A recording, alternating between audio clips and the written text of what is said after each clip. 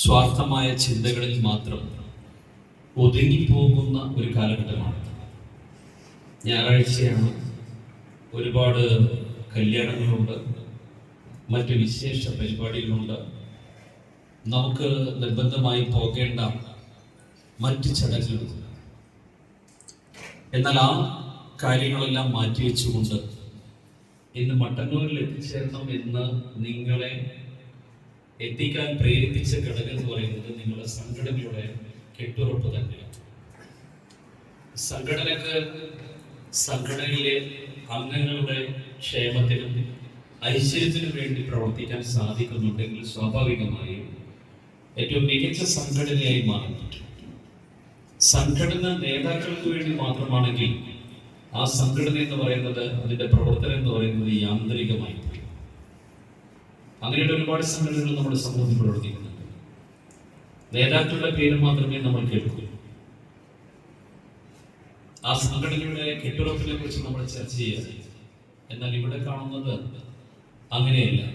അതിനർത്ഥം എല്ലാ തരത്തിലുള്ള വ്യക്തിപരമായ നേട്ടങ്ങളെക്കാൾ ഉപരി തങ്ങൾ തൊഴിലെടുക്കുന്ന മേഖലയിലെ ആളുകളുടെ പ്രശ്നങ്ങൾ പരിഹരിക്കാനുള്ള ബോധപൂർവമായ ഇടപെടൽ നടത്താനുള്ള ശേഷി സംഘടനക്കുണ്ടായി എന്നുള്ളതാണ്. സംഘടന കൊണ്ട് നമുക്ക് എന്ത് നേട്ടമുണ്ടാകും നമ്മൾ ചിന്തിക്കുന്ന ഒരു കാര്യമാണ്, അല്ലെ? എന്താണ് സംഘടന കൊണ്ട് നമുക്ക് നേട്ടം എന്നുള്ളതാണ് നമ്മുടെ എല്ലാവരുടെയും ചിന്ത. നേട്ടങ്ങൾ എന്ന് പറയുന്നത് ആർജിതമായി നമുക്ക് ലഭിക്കുന്നതല്ല, അത് ആർജിച്ചെടുക്കേണ്ടതാണ്. എങ്ങനെ ആർജിച്ചെടുക്കണം? അധികാരികളുടെ കയ്യിൽ നിന്ന് വാങ്ങിക്കേണ്ടി വരും. ഭരണവർഗത്തിന്റെ താല്പര്യങ്ങൾക്കനുസൃതമായിട്ടുള്ള നിയമങ്ങൾക്കെതിരായിട്ടുള്ള പ്രക്ഷോഭങ്ങൾ നടത്തേണ്ടി വരും. നമ്മുടെ എല്ലാവരുടെയും ക്ഷേമത്തിനു വേണ്ടിയുള്ള പുതിയ സംവിധാനങ്ങൾ ആരംഭിച്ചുകൊണ്ട് നേട്ടങ്ങൾ നേടിയെടുക്കേണ്ടി വരും. അതിന് സംഘടന ഏറ്റവും കെട്ടുറപ്പുള്ളതാണ്. 3 വർഷക്കാലം മാത്രം പ്രായമുള്ള ഒരു സംഘടനയെ ഇനിയും ഒരുപാട് ദൂരം സഞ്ചരിച്ച് ഒരു മികച്ച സംഘടനയാക്കി മാറ്റാൻ നമുക്ക് സാധിക്കും. സംഘടനയെ എങ്ങനെ ശക്തിപ്പെടുത്താമെന്ന് നമ്മൾ ആലോചിക്കണം. നിങ്ങളുടെ സംസ്ഥാന നേതാക്കൾ ഉൾപ്പെടെ ഇവിടെ ഉള്ളതുകൊണ്ട് അതിനെക്കുറിച്ച് ഞാൻ വിശദീകരിക്കുന്നത്. പൊതുവിൽ ഒരു സംഘടന മികച്ചതാവണമെങ്കിൽ പ്രധാനമായും 3 കാര്യങ്ങളിലായിരിക്കണം ശ്രദ്ധിക്കേണ്ടത്. അതിൽ ഒന്നാമത് അണിനിരത്തുക എന്ന് പറയുന്ന ഒരു ഘട്ടമുണ്ട്. ഈ സംഘടനയിലേക്ക് അംഗത്വം എടുക്കാൻ വേണ്ടി ആളുകളെ പ്രേരിപ്പിക്കണം. സ്വാഭാവികമായും നമ്മൾ മനസ്സിലാക്കേണ്ടത്, സ്വയം ബോധത്തിന്റെ അടിസ്ഥാനത്തിൽ സംഘടനയിലേക്ക് അംഗത്വം എടുക്കാൻ താല്പര്യമുള്ളവർ കുറവായിരിക്കും. ഞാൻ ഇന്ന് സംഘടനയിൽ മെമ്പർ ആവാം എന്ന് പറഞ്ഞുകൊണ്ട് നിങ്ങളുടെ അടുത്തേക്ക് മെമ്പർഷിപ്പിന് വേണ്ടി ആരും വരാൻ സാധ്യതയില്ല. അപ്പോ ആ ഒരു വ്യക്തിക്ക് തോന്നണം, ഈ സംഘടനയുടെ ഗുണഗണങ്ങളെ കുറിച്ച് മനസ്സിലാക്കണം, സംഘടനാ പ്രവർത്തനത്തെ കുറിച്ച് മനസ്സിലാക്കണം. അതിലൂടെ ഒരാളെ അംഗത്വത്തിലേക്ക് കൊണ്ടുവരാൻ സാധിക്കും.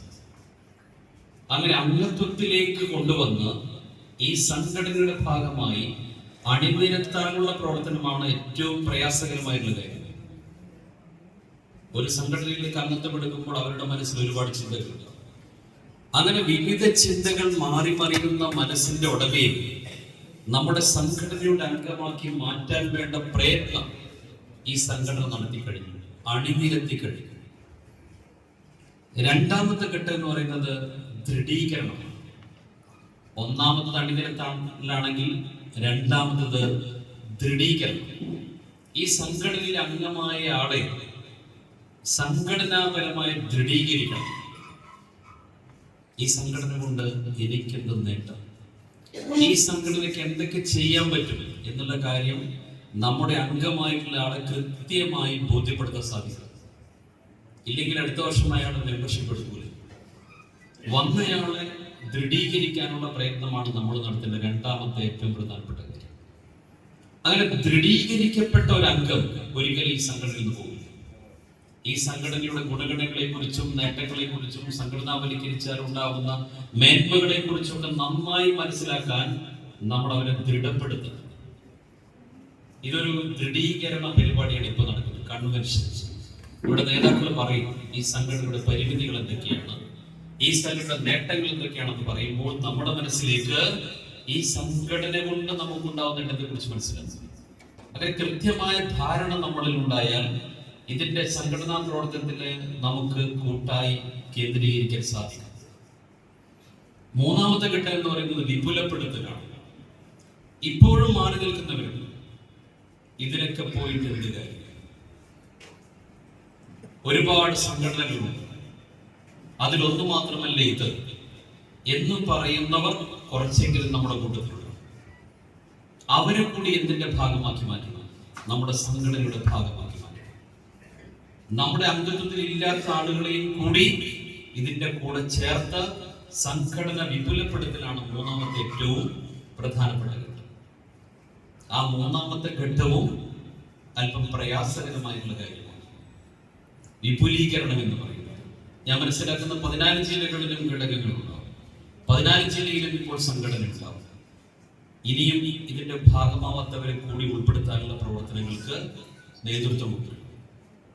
അങ്ങനെ കെട്ടുറപ്പുള്ള ഒരു സംഘടനയാക്കി മാറ്റാനുള്ള നല്ല ഇടപെടൽ നിങ്ങളുടെ എല്ലാവരുടെയും ഭാഗത്തുനിന്നുണ്ടായാൽ ഈ മേഖലയിൽ, നിങ്ങളുടെ തൊഴിൽ മേഖലയിൽ ഒരുപാട് പ്രശ്നങ്ങൾ, ആ പ്രശ്നങ്ങൾക്ക് പരിഹാരം കാണണമെന്ന് പരിഹാരം കാണേണ്ടവർക്ക് തോന്നുന്നു.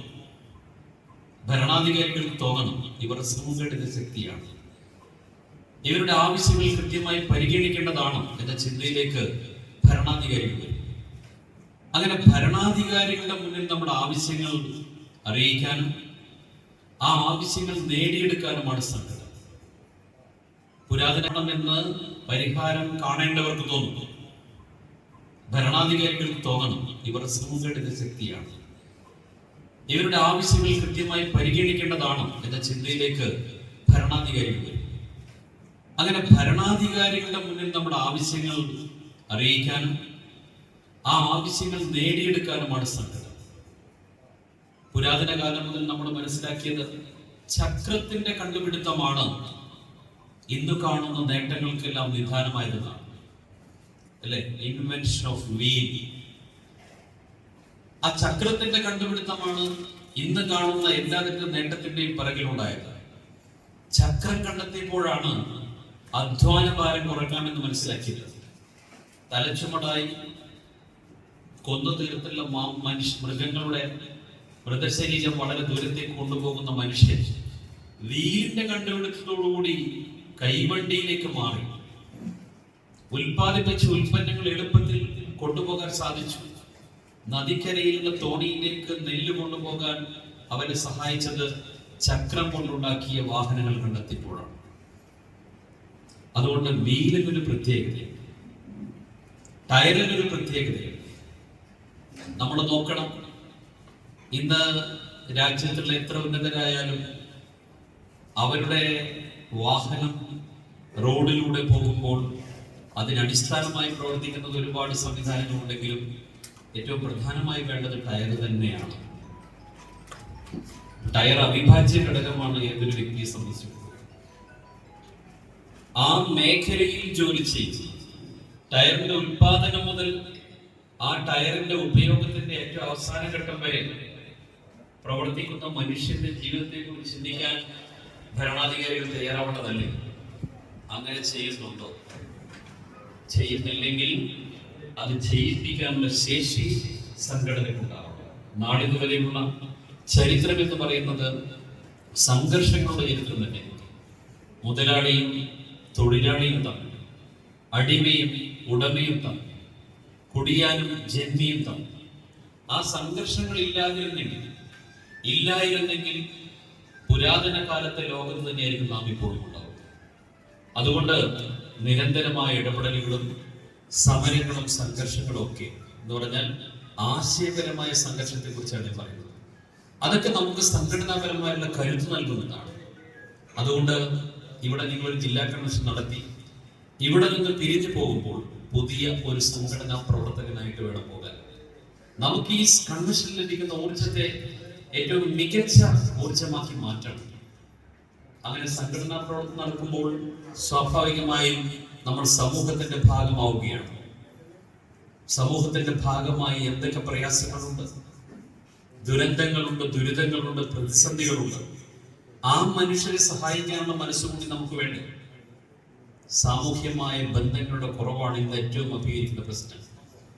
നമുക്കൊരു പ്രതിസന്ധി വന്നാൽ നമ്മളെ സഹായിക്കാൻ എത്ര പേരുണ്ടാകും? അതാണ് നമ്മുടെ ഉള്ളിലുള്ള ഏറ്റവും പേടിപ്പെടുത്തുന്ന ചോദ്യം. ആ ചോദ്യത്തിന് ഉത്തരം കണ്ടെത്താൻ നമുക്ക് സമയമില്ല. കാരണം നമുക്കിന്ന് സമ്പത്തുണ്ട്, എൻ്റെ വീടിന് മതിലുണ്ട്, എനിക്ക് കാറുണ്ട്, ഫോൺ വിളിച്ചാൽ ഭക്ഷണം വീട്ടിലെത്തും, അച്ഛനും അമ്മയും ഒഴികെ എല്ലാ സൂപ്പർ മാർക്കറ്റിൽ കിട്ടും. ആ ഒരു കാലത്ത് മറ്റുള്ളവരെ കുറിച്ച് ചിന്തിക്കാനോ മറ്റുള്ളവരുടെ സ്നേഹത്തെ കുറിച്ച് സഹായത്തെ കുറിച്ച് ചിന്തിക്കാനോ നമുക്ക് നേരമില്ല. പക്ഷെ നഷ്ടപ്പെടുന്നത് വലിയ മൂല്യമാണ്, സാമൂഹ്യ ബന്ധത്തിന്റെ കുറവാണ്. അങ്ങനെ സാമൂഹ്യ ബന്ധവും ശക്തിപ്പെടുത്തണം. നമുക്ക് നാം ജീവിക്കുന്ന പരിസരത്തെ സമൂഹത്തിന്റെ പ്രശ്നങ്ങൾ മനസ്സിലാക്കുകയും സഹായിക്കേണ്ടവരെ സഹായിക്കാനും സഹാനുഭൂതിയോടെ നോക്കേണ്ടവരെ നോക്കാനും നമുക്ക് സാധിക്കുമ്പോഴാണ് നമ്മുടെ ജീവിതം സാർത്ഥകമാവുന്നത്. നമ്മുടെ ജീവിതം ക്ഷണികമാണ്. ഇവിടെ ഇരിക്കുന്ന ഒരാൾക്കും നമ്മളെല്ലാവരും നാളെ ഉണ്ടാവും എന്ന് പറയാൻ പറ്റില്ല. അതാണ് ലോകത്തിന്റെ പ്രത്യേകത. ഇന്ന് നമുക്ക് ലഭിച്ചിട്ടുള്ള ഈ സുന്ദരമായ ജീവിത കാലഘട്ടത്തിൽ ഏറ്റവും മികച്ച കാര്യങ്ങൾ ചെയ്യണം. അടയാളപ്പെടുത്തലുണ്ടാവണം. ഇവിടെ പ്രിയപ്പെട്ട സുരേഷ് കെആറിനെ പോലുള്ള ആളുകൾ ഈ സംഘടന ജില്ലാ പ്രസിഡന്റാണ്. അദ്ദേഹത്തിന്റെ ഒരുപാട് വ്യക്തിപരമായിട്ടുള്ള കാര്യങ്ങളുണ്ടാവും. ഈ ഞായറാഴ്ച അദ്ദേഹത്തിന് വേണ്ടി ഉപയോഗപ്പെടുത്തേണ്ടതില്ല. പക്ഷെ അദ്ദേഹം ആർക്ക് വേണ്ടിയാണ് പ്രവർത്തിക്കുന്നത്? ഞാൻ ഒരു ഉദാഹരണം മാത്രമാണ്. നിങ്ങളെല്ലാവരും മറ്റുള്ളവരുടെ ക്ഷേമത്തിന് വേണ്ടി പ്രവർത്തിക്കുന്നത്. അതുകൊണ്ട് അവരെ നമ്മൾ ഓർമ്മിക്കും. നമ്മുടെ ജീവിത കാലഘട്ടത്തിൽ നമ്മൾ അടയാളപ്പെടുത്തിയിരിക്കണം. നാളെ നമ്മളെ ഓർക്കണം ആരെങ്കിലും. അങ്ങനെ ഓർക്കണമെങ്കിൽ ഓർമ്മിക്കപ്പെടേണ്ടതായ എന്തെങ്കിലും നാം ജീവിത കാലഘട്ടത്തിൽ ചെയ്യണം. അതിനുകൂടി നിങ്ങൾക്ക് സാധിക്കട്ടെ എന്ന് പറഞ്ഞുകൊണ്ട് ബഹുമാനപ്പെട്ട ശൈലജയുടെ അസാന്നിധ്യത്തിലാണ് ഈ ഒരു അവസരം എനിക്ക് ലഭിച്ചിട്ടുള്ളത്. മഹനീയമായ സാന്നിധ്യം എന്നുള്ളത് കൊണ്ട് ഏതെങ്കിലും സമയത്ത് വരാമെന്നാണ് പറഞ്ഞിരുന്നത്. വൈകിയാണ് ഇവിടെ എത്താൻ സാധിച്ചിട്ടുള്ളത്. ഈ കൺവെൻഷനിൽ പങ്കെടുക്കാനും രണ്ടു വാക്ക് സംസാരിക്കാൻ അവസരം നൽകുന്ന സംഘാടകർക്ക് നന്ദി അറിയിച്ചുകൊണ്ട് ഈ കൺവെൻഷൻ ഔപചാരികമായി ഉദ്ഘാടനം ചെയ്ത് അറിയിച്ച് ഞാൻ അവസാനിപ്പിക്കുന്നു.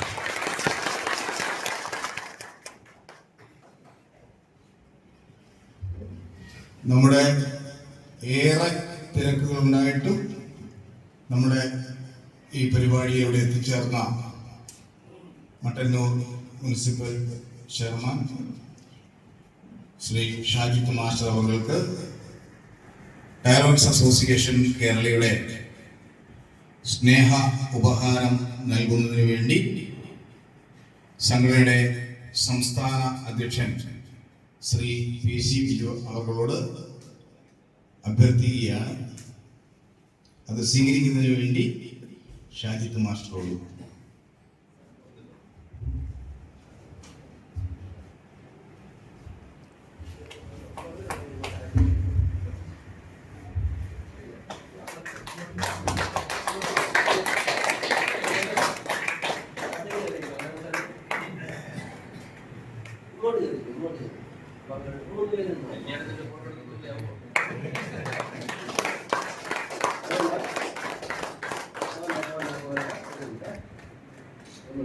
നല്ല ചിരിയോടെ നോക്കിയേ. ഓക്കെ.